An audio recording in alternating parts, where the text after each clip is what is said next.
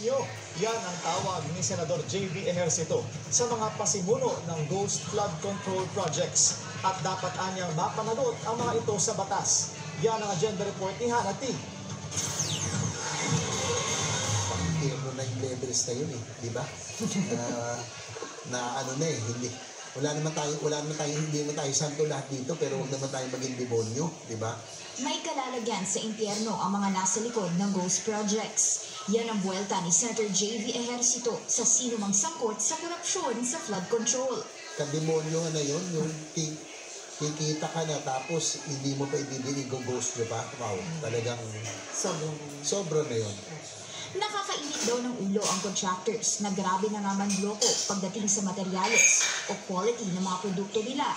Tapos, ghost projects pa ito. Kilala si Ejercito sa advocacies nito pagdating sa infra-development. Kaya lang, posible kayang may makulong na malalaking politiko, lalo na't nilabas na ni PBBM ang listahan ng mga kontratistang may hawak sa naglalakihang projects sa Pilipinas.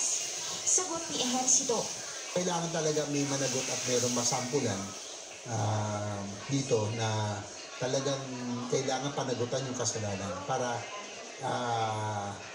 magtanda at matakot yung iba.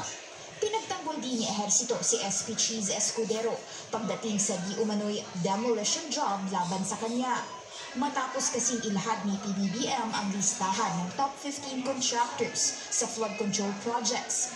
Ang CEO ng top 7 doon na Centuries Construction and Development Incorporated na si Lawrence Lubiano, biggest campaign backer ni Escudero sa 2022 senatorial race. 30 million pesos ang nilagak ni Lubiano sa kampanya ni Escudero. Una nang nilinaw ng senador na wala siyang anumang involvement sa flood control projects ng kumpanya. Tingin ni Ejercito, ang mala demolition job na report na ito galing din sa House of Representatives. Hindi na rin daw kasi natapos ang mga yan sa Kamara mula pa last year. Nakaka-frustrate na rin minsan because of all of these bickerings, political conflicts. It doesn't help, no? Hindi rin daw nakakatulong sa imahe ng gobyerno ang world war sa pagitan ng Senado at House. Magpe-press con sila doon, no? Tapos atakihin ng Senado, which is very unparliamentary. Paano tayo magtutulungan kung ganun po ang kanila pong application? Importante raw ang political stability sa gobyerno, lalo na't napag-iiwanan na tayo ng iba't ibang mga karatig bansa pagdating sa development. Pagdating sa sabuatan sa proyekto, nirekomenda ni Ejercito ang reshuffling sa district engineers para hindi na raw sila hawakan ng mga politiko. Sa smaller units din daw kasi nangyayari ang korupsyon sa budget sa flood control.